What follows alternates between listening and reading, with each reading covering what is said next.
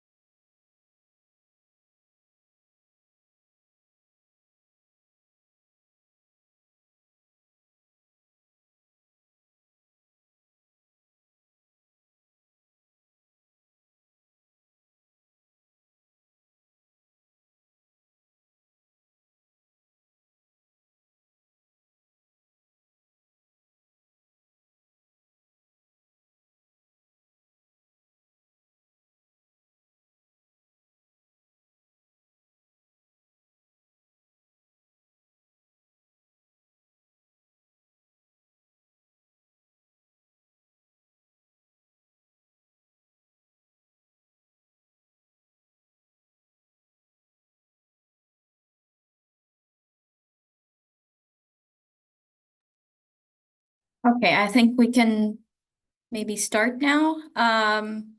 Good morning, good afternoon, wherever you are. Welcome to the Unwaste webinar series. Today we're going to talk about the report Web of Waste, investigating the risks of waste crime in cyberspace. My name is Mandao Sundi, and I'm a National Program Officer for Thailand of the Unwaste Project of UNODC, and I will be your facilitator today. Just a little background on the report. So this report came to be due to the lack of evidence and example cases of online trade of illegal waste. Due to this reason, UNODC, in collaboration with experts from UNITAR SCYCLE and GRID-Arendal, explore the roles of online platform and waste trade and risks of illegal waste traffic.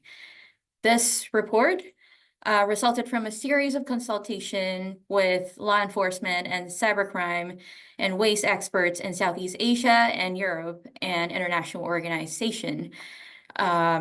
During this webinar, experts who contributed to this analysis of the report will be explaining how illegal waste traffic can be cyber-enabled crime, technological tools and platforms that can be used to facilitate illegitimate transaction in waste, online investigative methods, and also recommendations from their research.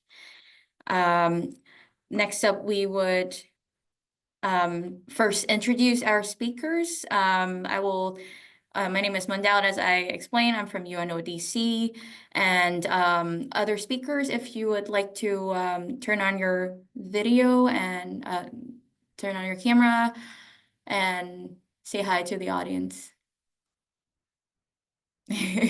And introduce yourself, please.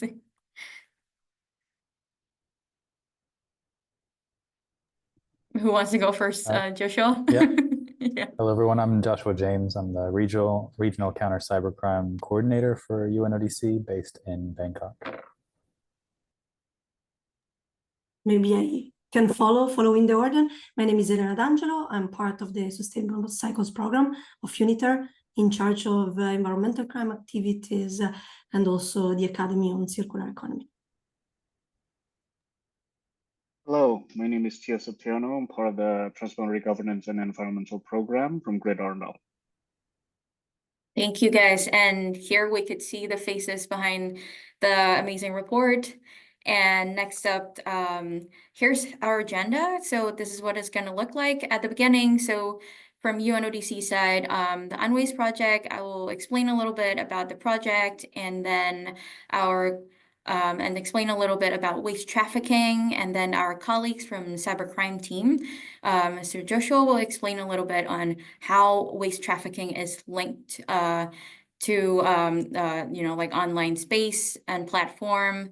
After that, our colleague from UNITAR, Ms. Elena, will go into more details about the result of expert consultations and recommendations from this consultation. And then after that, our colleague Tio from GRID-Arendal will deep dive into the rapid assessment results, as well as key recommendations, as well as conclusions. And then after that, we will have a Q&A session where all the participants can post some questions. You can either raise your hand or put your question in the chat box. And also, we will distribute all the slides in the Waste Enforcement Asia community platform after the webinar, so that you can also access this after the meeting. Okay, so the next part, I will explain a little bit about what our project is doing. So the Unwaste project is a EU-funded project. It's implemented by UNODC in partnership with UNITAR and also UNEP. And we have three main objectives. The first one is to explain, to understand a little bit better on waste flow between Europe and Southeast Asia, with additional focus on COVID-19 pandemic impact on healthcare, and also Harsadet's waste movement. Secondly, we are trying to promote cooperation through national dialogue with relevant national counterparts to combat illegal movement of waste from the EU towards Southeast Asia. And thirdly, we are trying to facilitate intra and inter-regional dialogues at the policy level to promote partnership between the EU and Southeast Asian countries in support of the circular economy approach. And here are our latest publications. We have 4 of them in total. The first one is Turning the Tide, which is the main big report. It's a report that looks into the European Union to Southeast Asia waste trafficking wave. There are trends and policies implemented by countries in Southeast Asia and also the EU, case studies, and also like recommendations by experts and relevant national counterparts. A second, we also have the legal frameworks to address waste trafficking in ASEAN region. This is a report that deep dives into the gap analysis and also review of legislation in ASEAN countries in relations to the waste trafficking. And we also have another report on called Cash in the Trash, where it looks into the role of corruption and organized crime, as well as money laundering in the waste trafficking arena. And lastly, the Web of Waste, which is the report that we're going to be talking about today, is an investigation of risk of waste crimes in the cyberspace. And of course, these reports wouldn't have been possible without the help of our partners as well as contributors. We would like to thank governments of Indonesia, Malaysia, Thailand, and Vietnam, as well as ports of Antwerp, Genoa, Rotterdam for sharing the available data, as well as thanks to RILA AP and BRS secretariats for the review of inputs, and also Unwaste team, anti-corruption, anti-money laundering, cybercrime program, and colleagues from Global Program in the implementation of the UN Convention on Transnational Organized Crime for their help and support. And next up, I would like to hand over to Mr. Joshua, our colleague from Cybercrime Program, who will explain a bit more on how waste trafficking is, being traded, linked to cyberspace. Joshua, please take it away.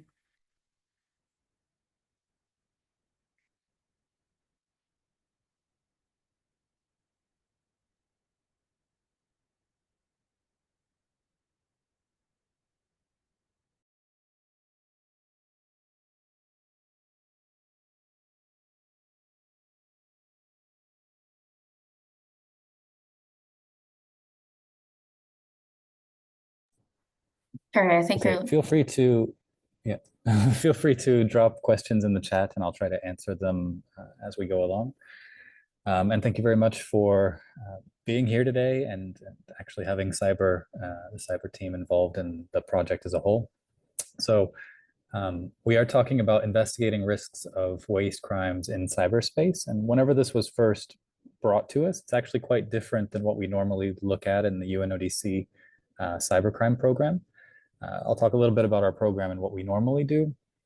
But this was an interesting challenge because normally we look at things like drug trafficking, and whenever they brought up, for example, the issue of waste and waste trafficking, we were wondering if the signals that we see could be similar. And it turns out that they're maybe not exactly the same, but they are similar in some ways. So I'll talk about how we can do some online investigations and where drug trafficking is using technology. So again, please feel free to ask questions as we go along.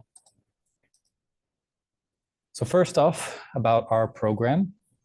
So I'm with the UNODC Global Program on Cybercrime based in Bangkok. So I oversee the region for Asia and the Pacific. And normally the kinds of things that we work on are cybercrime investigation. And that's essentially where we're talking about with especially waste trafficking, but also digital forensic investigation. And this would be letting police officers, normally police investigators in each country, be able to analyze and process digital devices to be able to extract evidence that can then be used in court. That also includes educating prosecutors on what digital evidence actually means, and then judges about how to interpret it in court.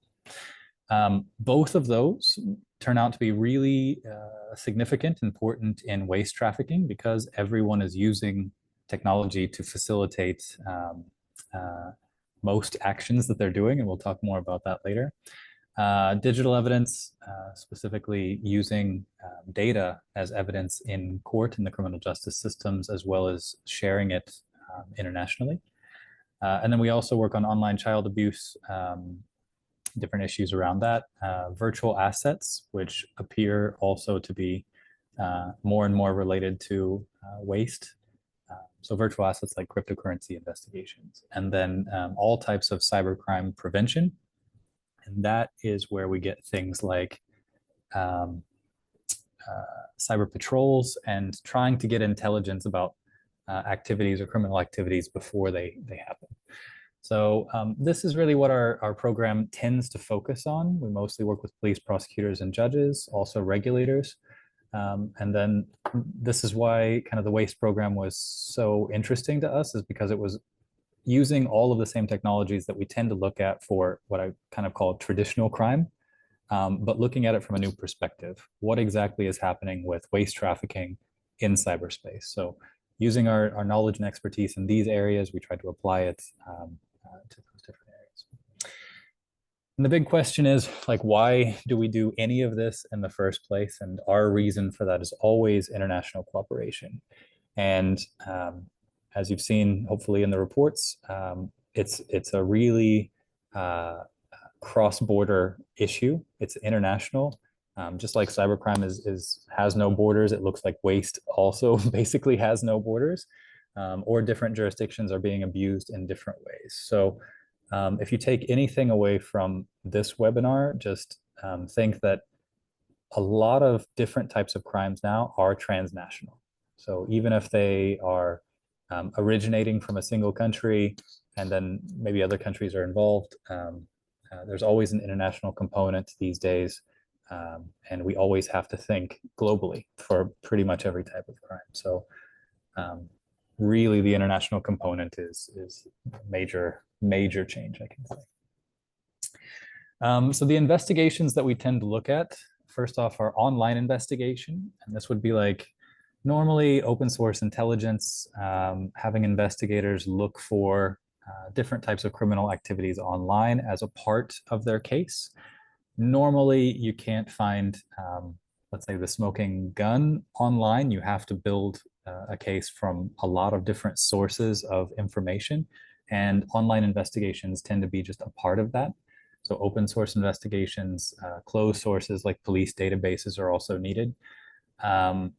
Something that we need to work on a lot more is combining open source information gathering and digital device analysis. So getting investigators to be able to analyze digital devices from, let's say, known criminals or known criminal groups. So whenever they have an arrest, they seize a computer or they seize a mobile phone.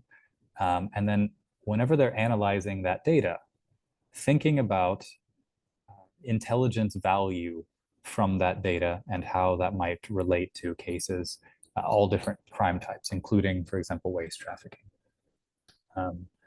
So digital device analysis, and we try to upskill and capacitate different stakeholders on that. And then traditional investigation techniques. Even though I'm cybercrime, even though I work a lot on digital investigations, everything is really online or digitally based. You can never get away from just good policing and good enforcement. So we need traditional investigators.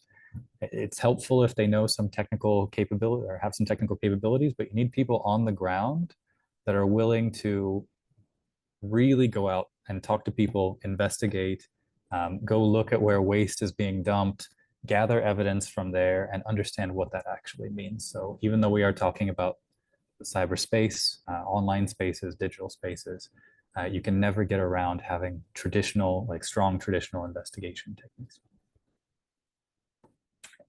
So cyber-enabled waste trafficking, what we're seeing, or what we saw whenever we were looking at it, just like maybe all of our other communications, everything is going online. And that is the communication, the sales, a lot of the value transfer, exchanging money or cryptocurrency, as well as tracking. So now we have a lot better tracking techniques for example, shipping, and we can understand where containers are being shipped to a lot easier. Some of that information is actually available open source, which means that we can just do online research, access available databases, and then we can get some information to tell us part of the story at least.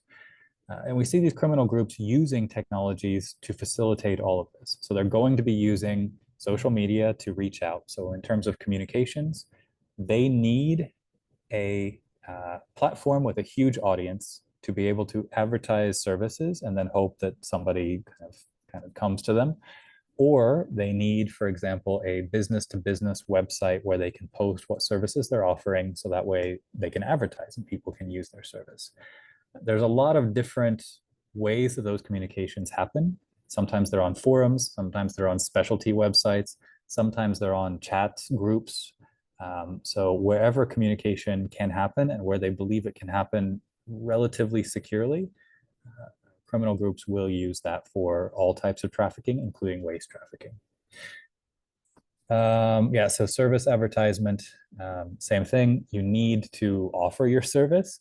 And sometimes those are legitimate services that are being offered and then abused, maybe by corruption or some other means, but sometimes they're just completely illegitimate services by criminal groups that say that they'll do some service and then they just end up throwing the trash somewhere else. There are also e-commerce and value transfer. So a lot of times now the exchange of value happens online through, let's say, traditional banking systems, and it looks like, let's say, a service provider that you've purchased service from to take care of the waste and maybe ship it somewhere else. All of that now, or not all of it, but a lot of it now is happening online. So for example, legitimate banking, international transfers are very quick and easy, and it just looks like a business transaction.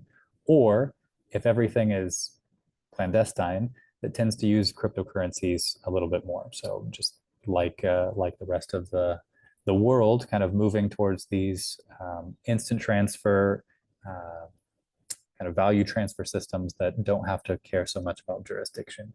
So all of these things, if we're trying to do an investigation, we can try to find where services are being advertised. We can try to find where customers are located that are looking to illegally dump waste. We can look at different social media networks. We can look at different chat programs. In some cases, we can track, for example, cryptocurrencies. We can't track direct bank transfers usually, or at least not without a lot more information, but we have a lot of places to start. So all of these things, criminals are starting to use technology online. A lot of that has to be public, otherwise they can't do business.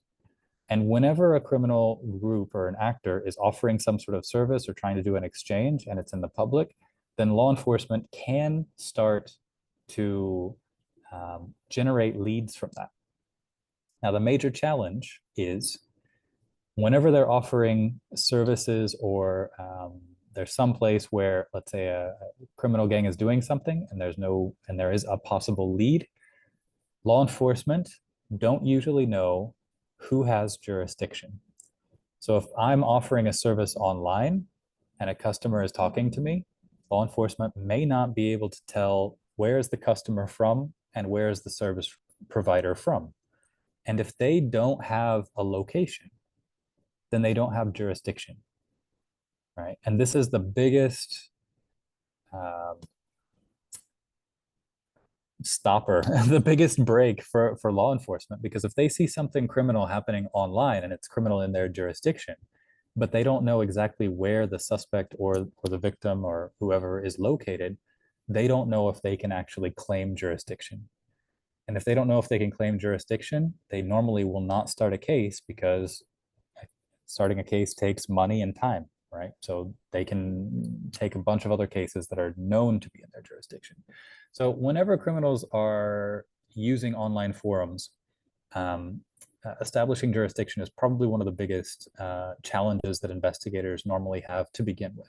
Now, I'll say how we kind of get around that a little bit, but luckily, criminals are using the technology, which means we can generate leads and we can find things after the fact. We can find potential evidence after the fact. The problem is whenever we see something that we believe is illegal in nature, we don't know which jurisdiction it's under, which means we don't know which legal system it falls under. Okay, so the technologies, I talked about social media, most common place to post and try to get attention. So we can pretty easily track most of the extremely popular social media and chat applications. If they're posting like publicly, we tend to get a lot of information that way for both waste and for other types of trafficking. So criminal groups use social media. They also do a lot with fake documents. And actually for waste trafficking, fake documentation is probably more common than other types of trafficking because it takes a lot of documents and technology is being used to fake those documents. Photoshop before was used a lot, and AI is just making things much easier. So faking documents and faking documents. A lot of the times, documents are extremely easy to fake anyway, just because of the nature of like the type of documents that they have, or maybe just a piece of paper with a standard form and something written by hand inside of it. So faking things is still relatively easy in a lot of jurisdictions. More, let's say, professional groups, I can say, are doing things like they're aware of some of the technologies that can track them. So for example, GPS and different databases, for example, for shipping. If a criminal group is aware of things like GPS and the databases that actually track where they've been located, what cargo they should be holding, where it's destined for, all of these things, then there are some groups that either try to hack or modify GPS location tracking or information in databases. Sometimes this is a technical attack. Sometimes this is just corruption and getting people to change data. So then that way it's not there. Not original, I can say. And then blockchain being implemented basically sets up for things like cryptocurrencies.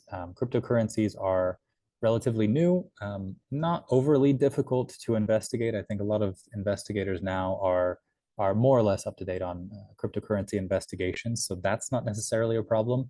But blockchain also brings in a lot of new technologies like distributed finance, smart contracts, and things like that.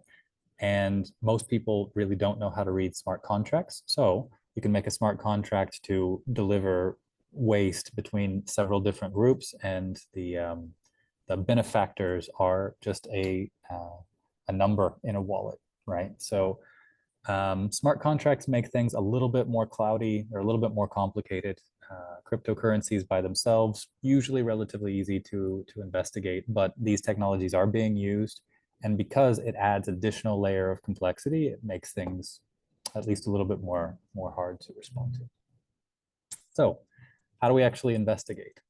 As you can kind of see, early detection is extremely hard. A lot of data that we need to really be able to track patterns of let's say, illicit waste transfer really resides in closed data sources. So investigators need to get enough evidence that something actually happened, and then go through the local legal procedure to request information from those data sources. And then there's also just straight corruption. So there is a lot of money to be had in waste trafficking, and corrupting different people in the chain can mean that access to data is limited or deleted or not recorded properly. Like lots of different things can happen in terms of the data that's available. So corruption is definitely a major part of this. The easiest, or I can't even say the easiest, but the best way to do it is to go to the source and work backwards. Again, this is why on the scene policing and investigators are so important, is because if they go to a scene where illegal dumping happened, assuming they can find it in the first place, then they can start to collect a lot of evidence just from the physical scene, and then start to ask the question, where did this come from?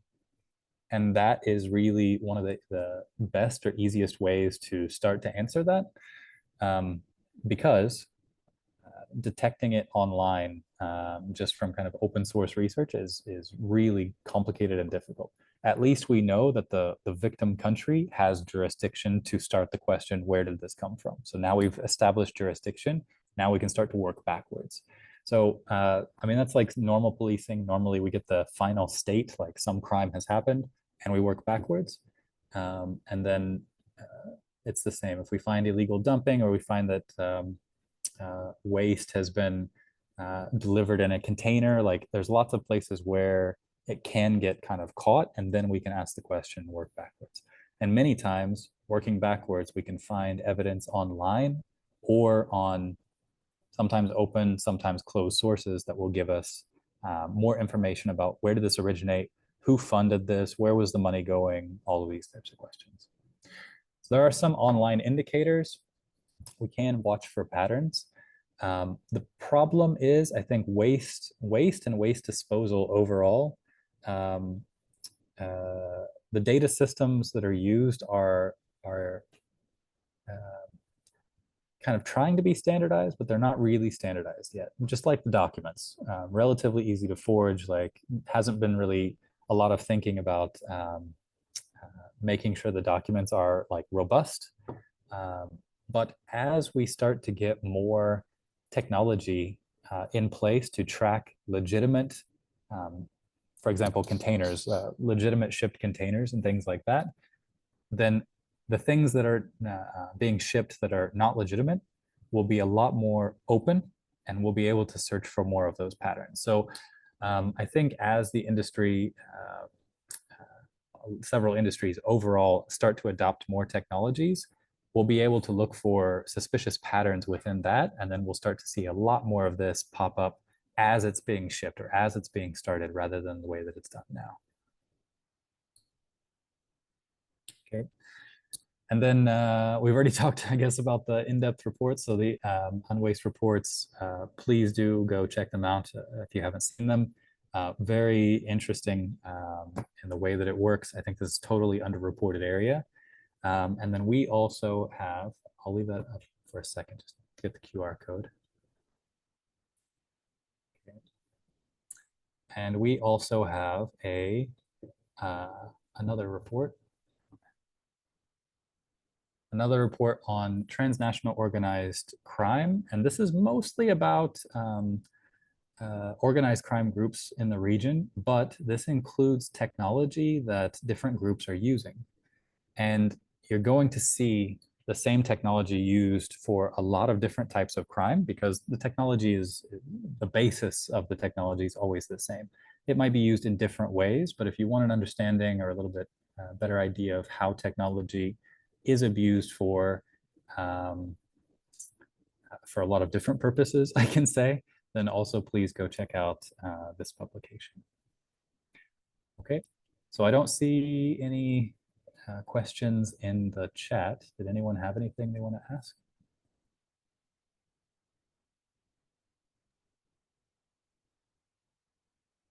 Okay, if not, then that's it for me. Thank you so much.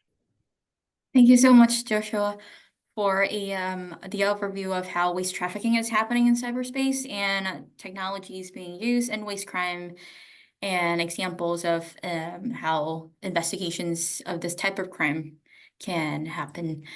I would like to encourage our participants to, like ask as many questions as you can. If you're camera shy, you could also put your questions in the chat, and we will try our best to answer. Thank you so much for your very descriptive overview of, like waste trafficking that happens in a cyberspace.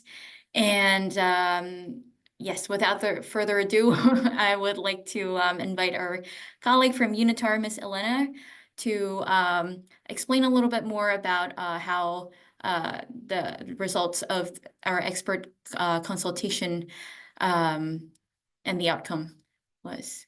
So thank you. Yeah, thank you. Thank you so much. And thank you, Joshua, for this very insightful introduction. Let me just put in presentation mode. So can you see my screen properly? Yes. Okay, super. So I hope you can also hear me properly. As mentioned to Will, I'm recovering from a bad cold, but I'm equipped with water and mints, so hopefully it will work fine. So I've already introduced myself. I'm part of the UNITAR SCYCLE team who took part to the UNWASTE, part of the UNWASTE project. Before really delving into, let's say, some of the main outcomes of the Web of Waste reports, I just wanted to spend a couple of minutes just for those who are not familiar with the UNITAR SCYCLE program. Basically, the Sustainable Cycle program is part of the UNITAR family since 2022, because we have transitioned from another UN research institute, which was previously the United Nations University, but we're still the same people, the same core team. And basically the mandate of UNITAR SCYCLE is really to promote sustainable cycle, so to promote the sustainable production, consumption, and disposal of electronics, but not only electronics, also of other type of products and waste streams, including batteries, plastics, vehicles, and textiles. Here you have an overview of our main areas of work. So we have policy advice for governments, but also we're involved in several partnerships, Global E-Waste Coalition, even the Enforce network with other international organizations. Also being part of UNITAR, we have enforced our, let's say, capacity building and training program. We have recently launched our platform on our academy on circular economy. I will share the link later on in the later slides. Just to mention that if you go on the platform, you will find also information related to our environmental crime academies and also materials that we have developed during the previous projects, including under UNWASTE for law enforcement authorities. And then we have our quantification and applied research, where basically the UNWASTE project fold, where we do quantify waste, different type of waste flows, and we develop also quantitative and qualitative research on environmental crime related issues. So let's start and let's go a bit more in depth into the main outcomes of the reports. You will see there will be some overlaps also with Joshua's presentation, so I'll try maybe to skip those parts that were already mentioned. But what was our starting point, as it was very well explained by Joshua, basically there is a huge also knowledge gap regarding the online trade of waste, and this is not only true for the ASEAN region but also globally. So there are little evidences on this type of activities. As mentioned previously, is definitely a cyber-enabled offense, so it can be facilitated by ICT, but then it's taking place mainly offline, and this is why also the offline investigations are indeed of importance. So to some extent, there are similarities with other cyber-enabled crimes. We can mention the online trafficking of other types of illicit goods like counterfeit goods or drugs, or for instance, we can mention the existence of platforms like niche platforms or forums which are used to advertise or market, for instance, the illegal trade in wildlife. So we can see also similarities on these aspects. On the other side, the online trade of waste have very specific characteristics. First of all, because you have different type of waste involved with different type of characteristics, but often also regulated by different legislation. You can have electronic waste, plastic waste, metal waste. Some of these waste contain hazardous components, so also present more risks in relation to the environment and the security of the society. Also, there is one characteristic of these activities, that there is often an overlap between illegal and legal activities, because often you have maybe apparent legal transactions of trade waste, also covered by legal companies, which instead are simply breaking the rules, the law, and thus happening in an illegal form. And this brings me to the last point, which is also the importance of the role of legal persons and companies in this specific type of crime, rather than simply networks of individuals. So, as mentioned, there is a knowledge gap. So in order to develop this report, we wanted to try and fill in this knowledge gap, and this is why we have organized a roundtable of experts. Here you have an overview of the main experts involved. So you can see experts from the law enforcement sector, some of the colleagues who are also with us today in the room, but also representatives from the academia. And we have discussed some main points to try to come up with what we called a technology roadmap. So we wanted to explore, really following also the outline that was described by Joshua, which are and which can be the main technologies maybe already in use in similar crimes and that can facilitate the online trafficking of waste, looking both at the surface and the dark web. And then we also explored which could be the investigative methods currently in use to counter other cyber-enabled trafficking activities, and that could be or are already applied to the online trade of waste. So I'm gonna give you an overview of the main results, mainly from a theoretical level, and then I guess in the next presentation from Theo of GRID-Arendal, you will also see some practical applications in terms of case studies. You should consider these really as an initial step, because as said, more research, more analysis, more investigation needs to be done on this very specific criminal activity. So let's delve a bit into the type of technologies which facilitate and allow the online trade in waste. Some of them were already mentioned in the previous presentation. So we have the communication technologies. We can mention encrypted messaging platforms and chat, as you probably already know, where encryption is really the process of encoding information into an alternative form, so that in order to decrypt, you really need a decryption key, or you need to be authorized. And you can understand how the use of encrypted messaging can also make the life of law enforcement more complicated in terms of monitoring and detection. Then we have identified during the expert consultation also what we call VPN, the virtual private network. Again, a protected network used to encrypt the internet traffic, which means that internet service provider, basically, and also third parties are not allowed to see the type of data that you are receiving on the type of website that you are visiting, again, allowing for some, let's say, covering of the online activities.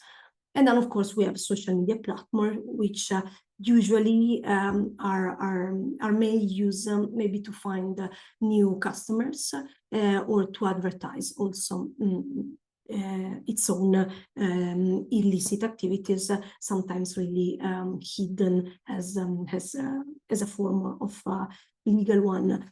For instance, when looking also at other type of criminal activities taking place on the dark web, I remember analyzing Reddit posts where you had the online dealers, so let's say, using Reddit platforms simply to share their contact details, and then the transactions was taking place on a different layer on the dark web. So this could also easily happen for online waste trade. Then we explore the potential technologies in terms of financial transaction. So here, I think most of them were already mentioned in terms of online money transfers, e-commerce platforms as well, so marketplace, where also there can be, to some extent, anonymity, which is definitely one of the main aspects for criminals who are performing this type of activities. and then digital currencies, which cover both the cryptocurrencies and the stable coins, where cryptocurrencies, as also mentioned, maybe now presents, let's say, less difficulties in terms of investigation, but still are covered by the blockchain technology. We have also tried to understand whether, similarly to other type of illicit trafficking, there was a preference to rather go on different web layers, and specifically the dark web. As you know, the surface web is basically where you have all the websites which are indexed and searchable through search engines. But maybe not all people know that about 90% of websites are part of the deep web, which are not actually indexed by search engines. And this is not referring to illicit platforms, but this is referring simply to, for instance, mass media platforms which are only accessible by paying a fee, or for instance, email accounts which are protected by a password. So this is the deep web, and then we have the dark web, which is instead that part of the web where there is, let's say, a high level of anonymity and also a higher level of security of communication through the use of encryption. However, for the specific case related to the online trafficking of waste, all the experts involved in the consultation agreed on the fact that for this specific type of crime, still the surface web is the most used, for all the reasons I was mentioning before, because usually this is an illegal, sorry, I just need some water.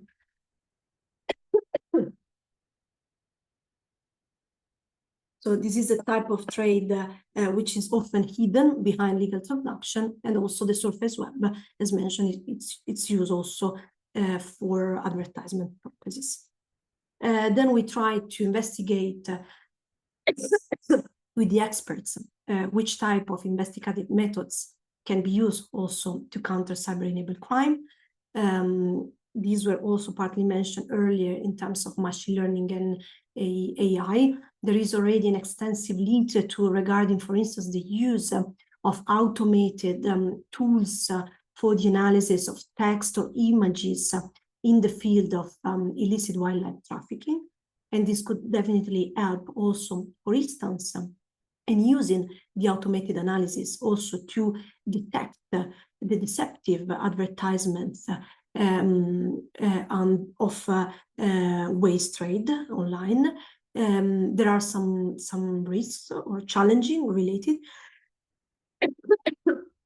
which consist in the possible biases also in the tool, which means that also to really analyze the characteristics of the marketplaces.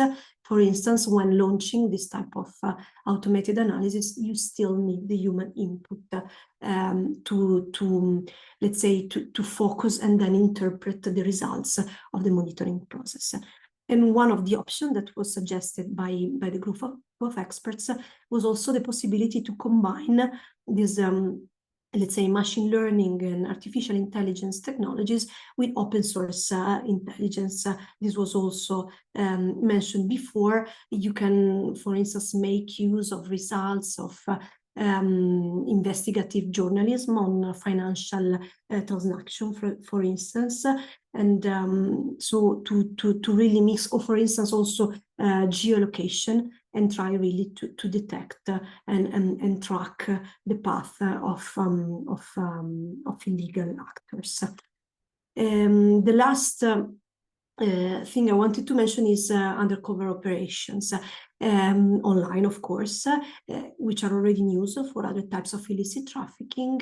And this could be useful, for instance, for law enforcement to be able to enter closed platforms and be able to gather information and conduct investigations. Of course, there are risks related, because it could happen that the other way around, investigators' IP addresses, for instance, are tracked by criminals. So let's say to some extent, it could also pose some risks to the security of police officers. Sorry again. I promise I'm almost done. Also, my voice is almost done. So we have highlighted at the end of the report 5 main areas of possible policies, implication, and best practices related to online trade of waste. So I really invite you to have a look at the last part of the report, because these are explained quite in detail. But to summarize, basically it's point 1, to ensure more legal clarity in terms also of legal definition, but also enforcement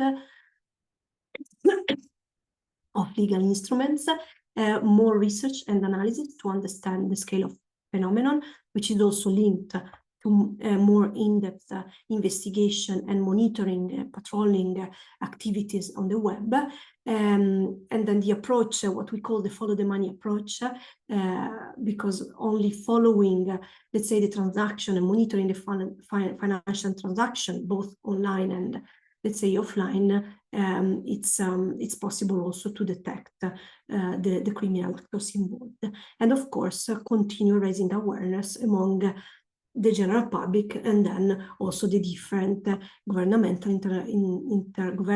intergovernmental organization or NGO and civil society organization involved in tackling this crime. So I would stop here. You have my contact here. You can check also, as I mentioned, the academy if you want to find also additional materials more in general related to waste crime. And of course, I'm available to answer, if my voice allows, to any question you may have. Thank you. Thank you so much, Elena, for taking us through the processes of the expert consultation and also the key findings. I hope you get better soon. I'm so sorry.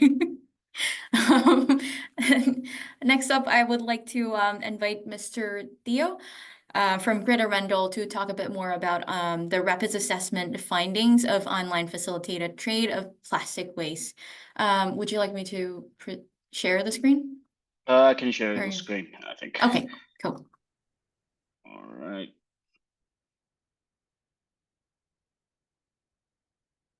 Do you see this screen properly, or am I showing you the presenter's view? Yes, we can see it. Okay, great. Yeah, hello. My name is Theo. Let me just quickly introduce myself again. I'm from GRID-Arendal, working for the Transboundary Governance and Environmental Crime Program.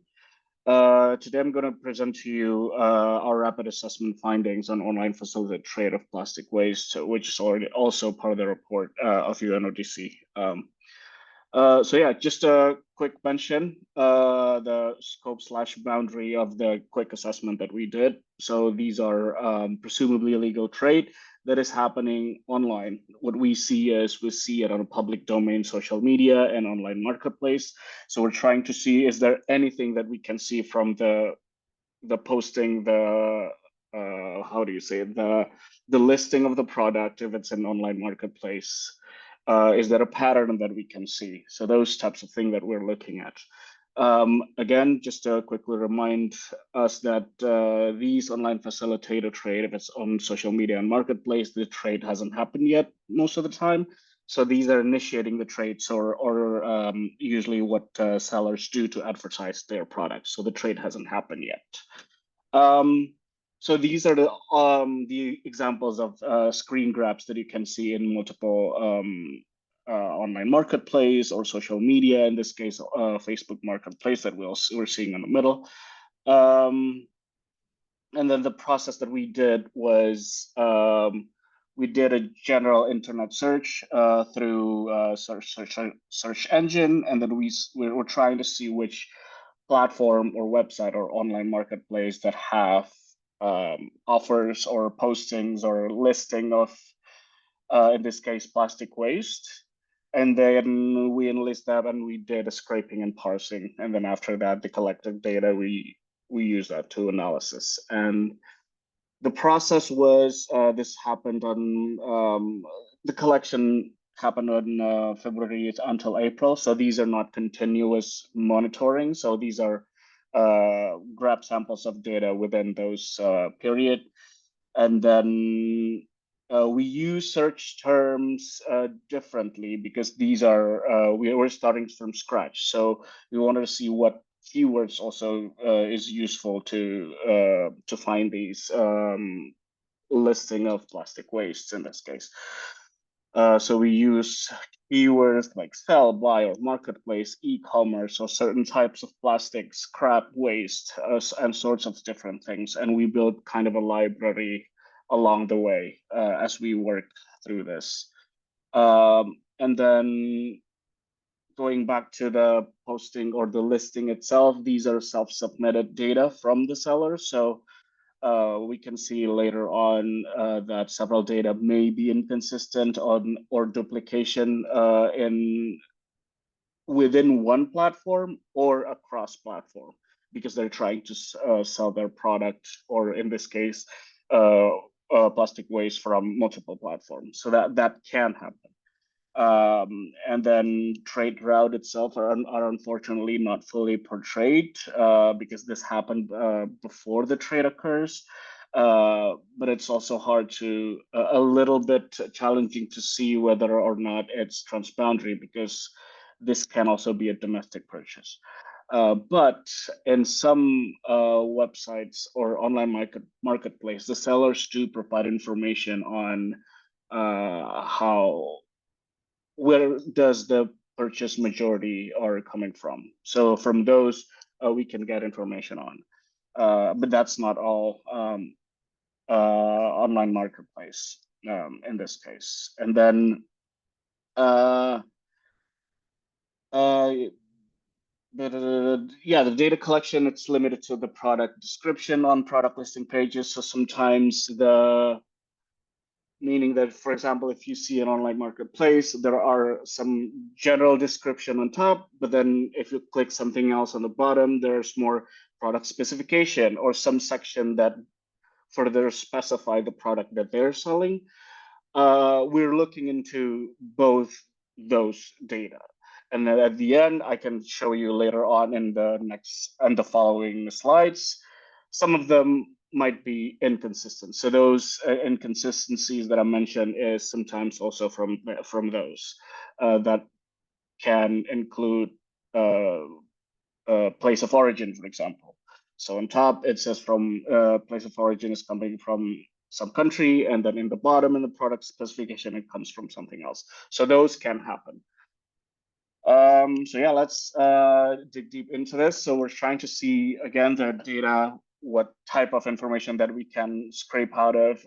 Is there any pattern of some sort?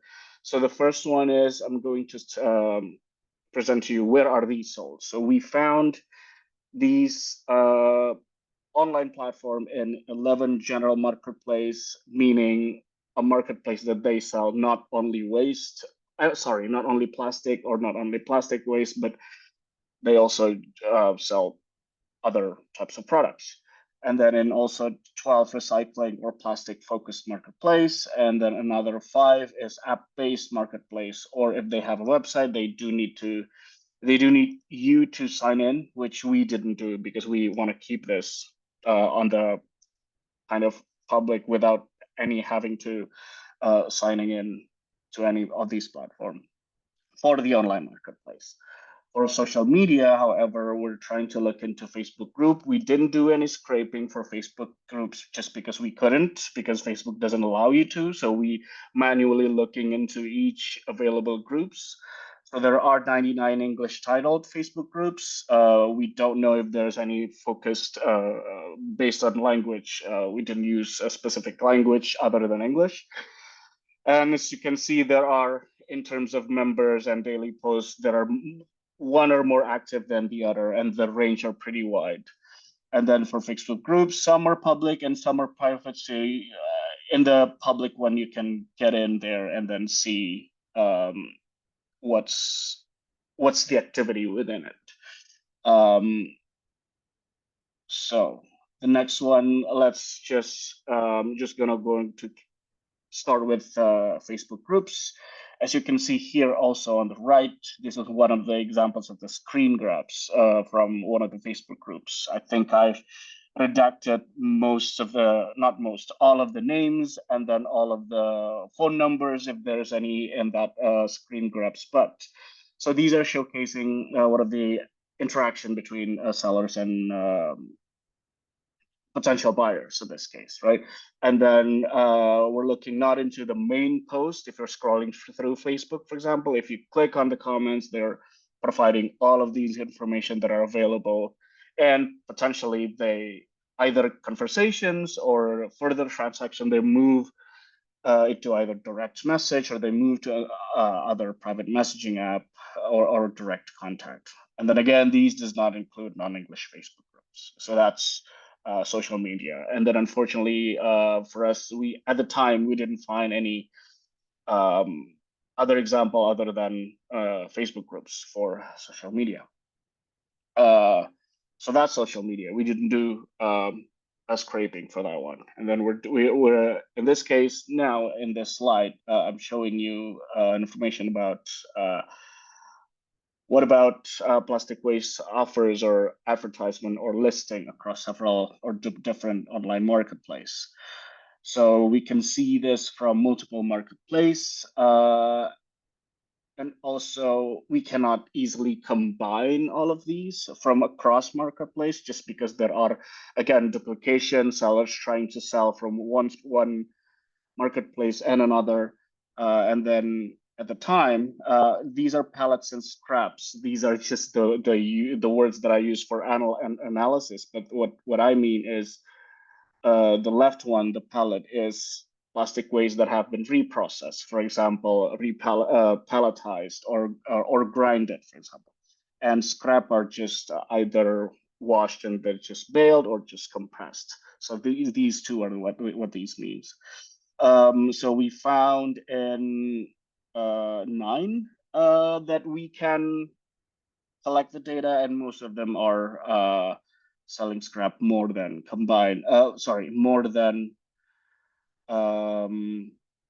reprocessed plastic waste in this case.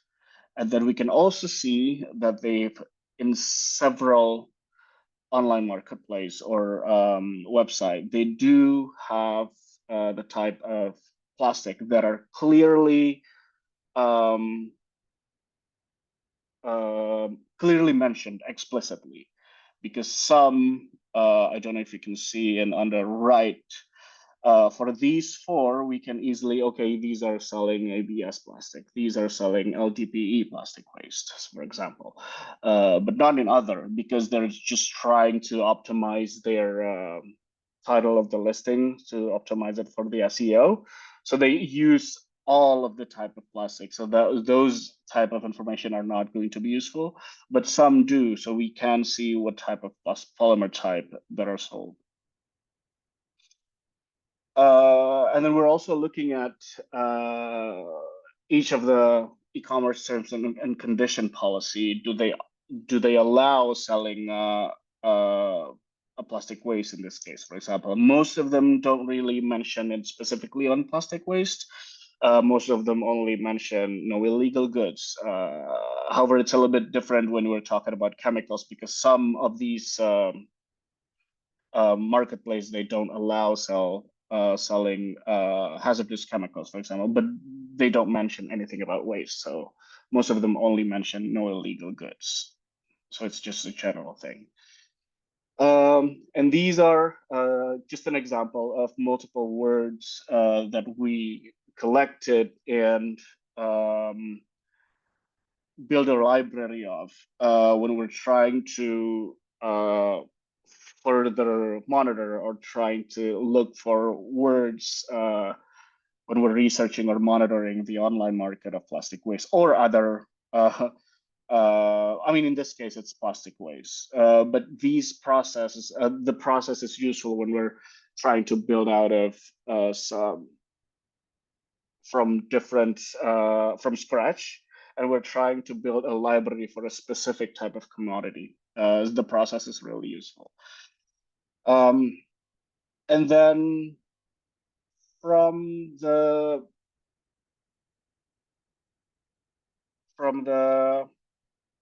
this, we can see that here, Alibaba is the largest. So we want to look at, okay, what's in it? So what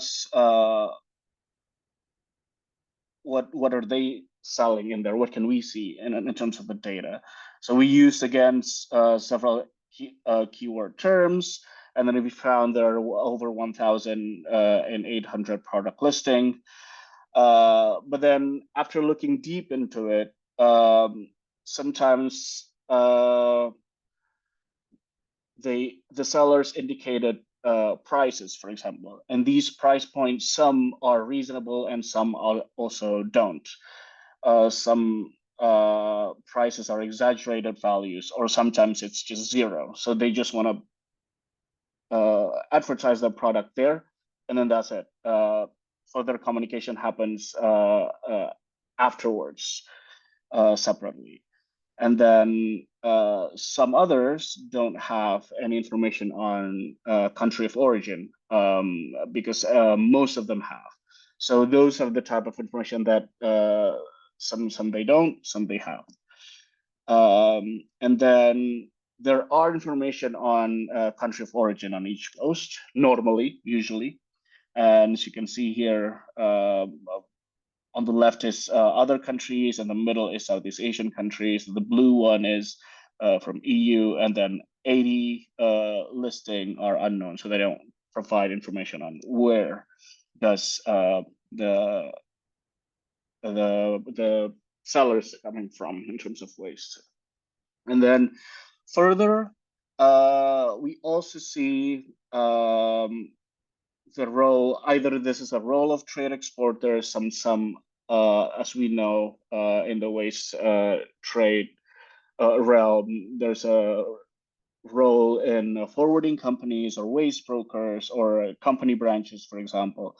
So, but we can see from the data, the numbers and figures, these these show inconsistencies of country-based location. So, for example, in the top, in the country region, so they say that, okay, this company A is based on one country.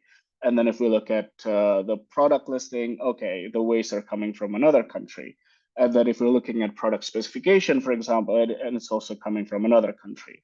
And then we're looking at a company URL for that company account in certain marketplace. It's also showing a different country in terms of labels. So like those inconsistencies we also found in these exercise. So yeah, and then these are the lessons learned from cyber facilitated wildlife and forest crime, because on that end, the research, the monitoring has been further ahead in terms of application, projects and research and whatnot. So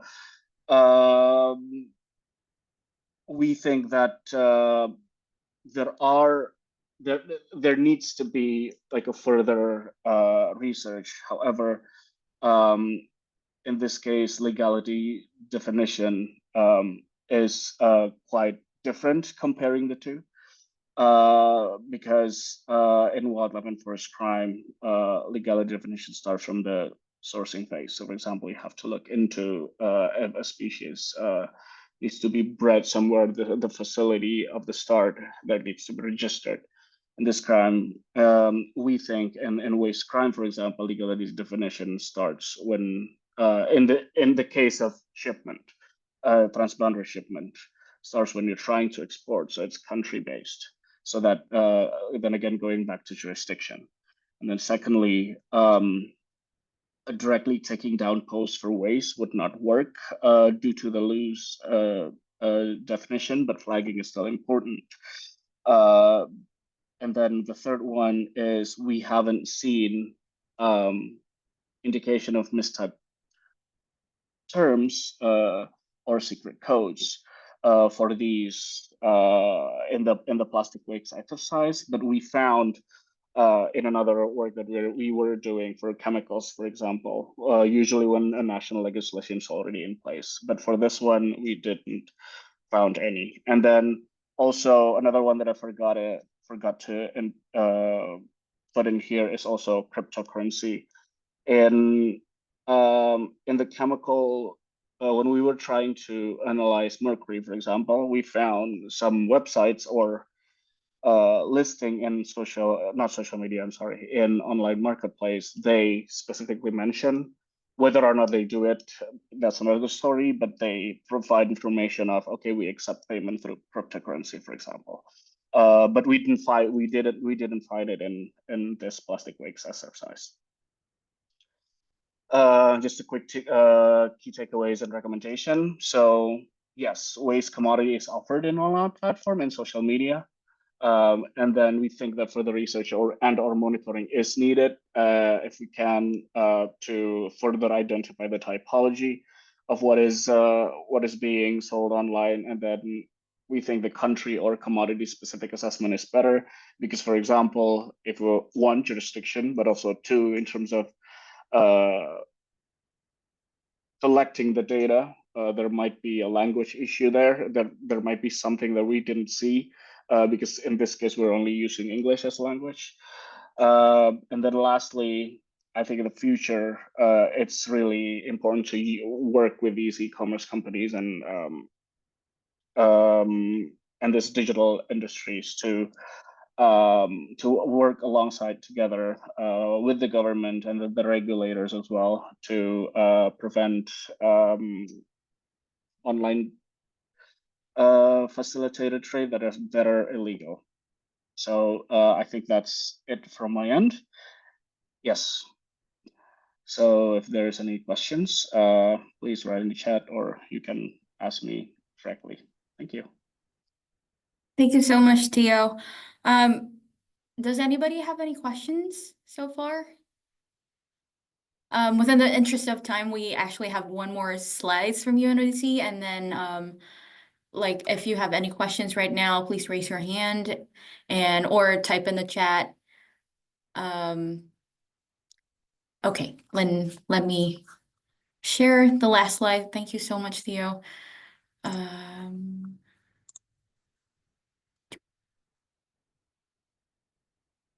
Could you see my slide?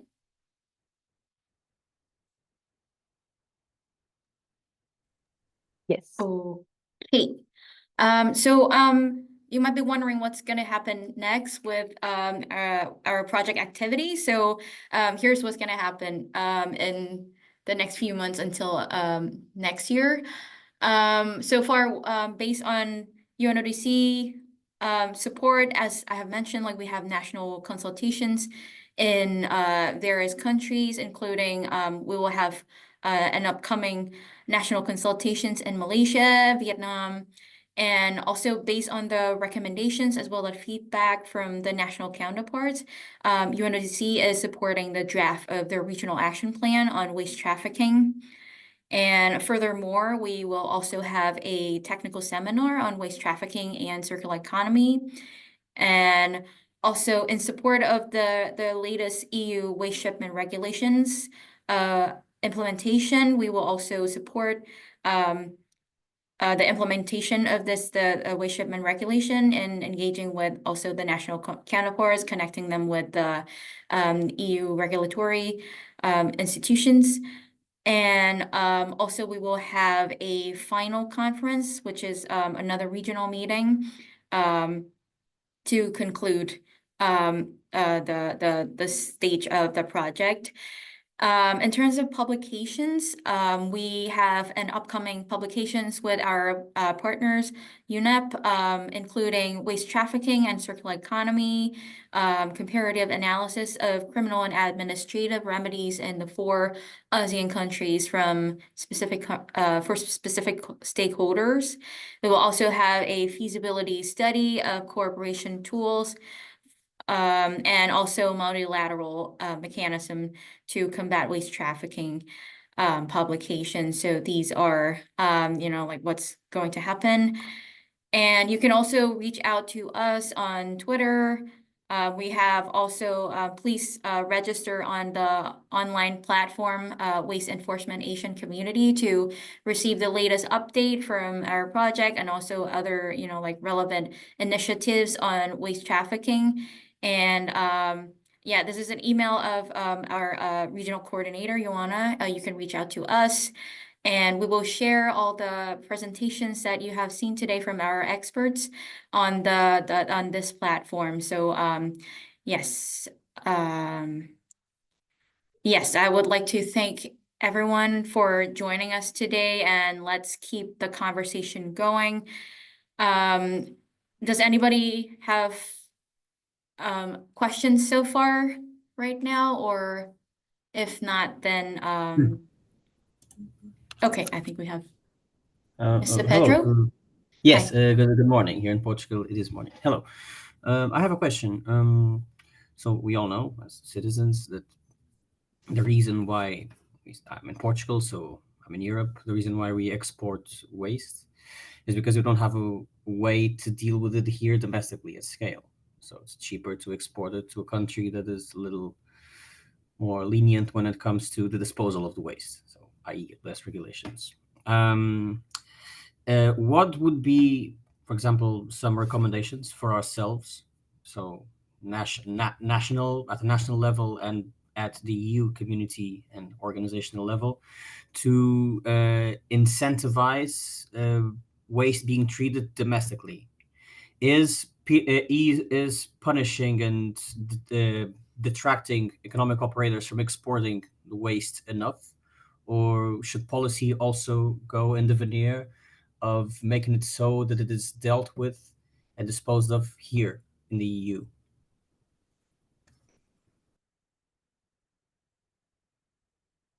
Who would like to go first among our speakers?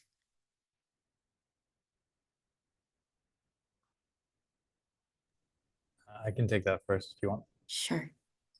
Thank you. I mean, keeping in mind that I'm not a waste trafficking expert, but in other types of trafficking that I've seen, just having punishments is not enough, right? So there has to be, I mean, I think Europe has a very strong global community kind of identity, and people are upset if you find out that waste is being sent, especially to developing economies, which is very exploitative, right? So it's passing off the problem to other groups that also don't have the ability to actually deal with it. So I would say just punishment isn't enough, but actually stirring up the thing that I think a lot of Europeans have, that we have a responsibility. This is our waste, and we actually need to treat it properly. So just punishment just means people will go around and they'll look for the cheapest way to process, right? So punishment needs to be there. Auditing and checks definitely need to be there, but also more about taking individual responsibility, which means, like, everyone has to agree, this means additional costs, right? Because if a community isn't willing to take on those additional costs, then that means they don't care about the problem, right? But I think a lot of people in Europe are very socially minded, and I think they are willing to some extent to take on those costs if it's communicated properly. And a lot of times that additional cost isn't communicated properly. It's just like more taxes, that's it, that's what's happening. So I would say really showing people that this is the problem they individually and as a community need to deal with. Talk openly about what the costs mean and what it means if you're passing this off onto other people. Because, for example, if you're dumping all the trash in another economy, well, they're not going to process it properly either, which means more pollution in your ocean, which means like less fish in your ocean, right? So everything is really connected, and I think a lot of people understand that, but then whenever it comes to actually throwing something and hoping that it makes it to the right place, it just is so big that it starts to kind of go away. So not just punishment, also really community awareness and really starting to take responsibility and pushing that in a positive way. That would be my approach to it. Well, thank you for the answer. It seems to me that just as we in the EU are very harsh on dumping practices and we practice additional anti-dumping tariffs, I imagine that Southeast Asia countries would do the same in regards to waste export. It's a problem that happens on that side of the globe. So maybe they can also impose some restrictions on the EU, which, being a relatively developed continent and an assortment of countries, does produce a lot of waste per capita. Yeah, I mean, once you get into that, like the EU is, let's say, economically and politically very powerful. So it becomes very difficult for a single country to really push back, because that can have, I mean, you got to have a lot of infrastructure in place. You got to have a lot of,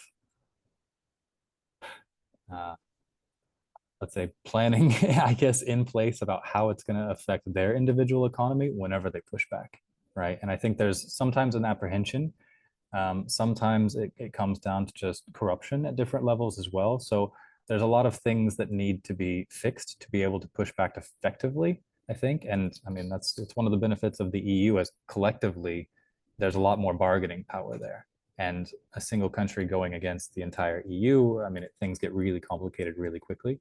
I think there's something more that could be done maybe at the ASEAN level to say, here's the standards we're going to implement, and EU, please abide by these. That maybe at that level it could happen a little bit more, but it's not just about tariffs. I think that there's a bigger conversation there about the power dynamics between the different economic regions, let's say. So I agree with you, but it's a little bit more complicated. Thank you for the input. Actually, our regional coordinators is also online here. Ioana, would you like to? Yeah, thank you so much. And thanks for the really amazing interventions and presentations. Just quickly jumping in, actually, there is currently a new regulation in the EU, and we're working closely with the different agencies from the European Union, along with the government in Southeast Asia. So there is a new e-waste, new European Union waste regulation that came into force in April this year, and that regulation started its implementation, and the aim is to avoid exporting the waste from the European Union to the different countries. So different regimes in the regulation for OECD, non-OECD countries. And it aims to have a ban of exports of plastic, for example, to non-OECD countries, and apply PIC procedures to all plastic exports to OECD countries. So this is one of the measures. After this initial ban, the facilities in countries who are to receive the waste, they need to have a specific certification system in place that is going to ensure environmentally sound management of waste. And these companies, the recycling companies in destination countries, they need to be certified by an independent auditor that they comply to the EU standards. I think this is one good step in this direction. I can put the link to the regulation in the chat.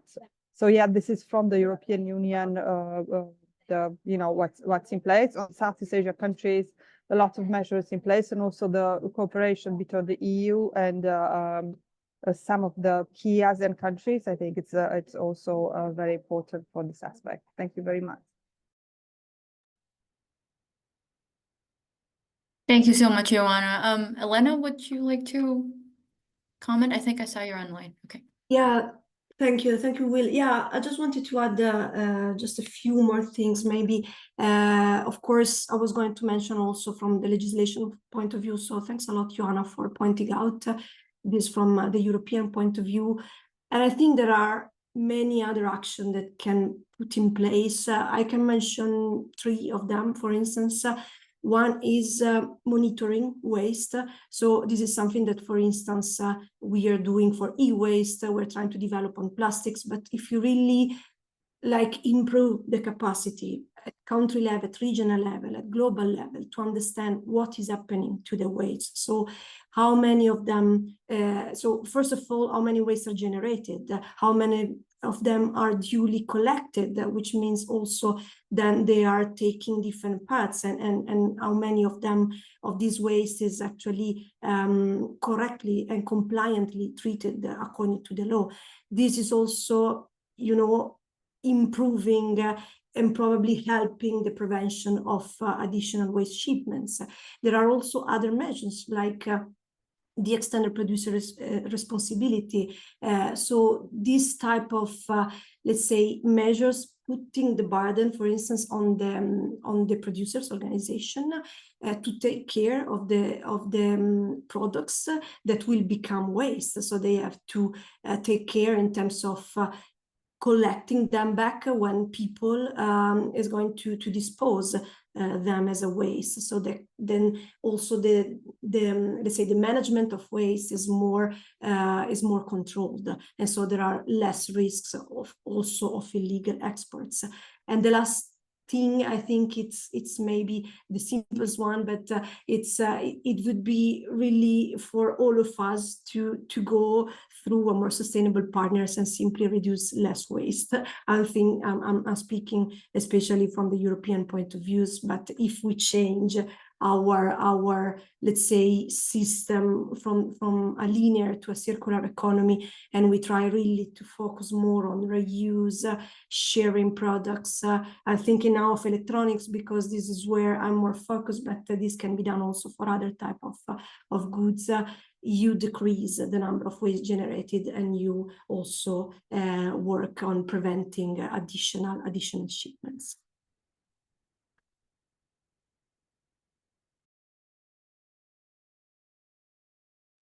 Thank you so much, Elena. Does anyone else have further questions, comments, suggestions?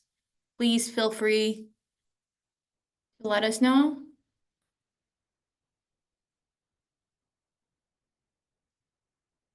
Okay. Yes, so thank you so much, everyone, for joining our very extensive a webinar on waste trafficking in cyberspace. Indeed, we need to keep this conversation going on, detections, prevention, and, all types of talks on legislations on waste trafficking prevention. So I'd like to thank you all for joining us, and also special thanks to all our speakers today. And see you in our next webinar. Thank you. Have a Thank great you very Friday. much. Thank you. Bye bye. Thank Bye. you. Thank you. Thank you.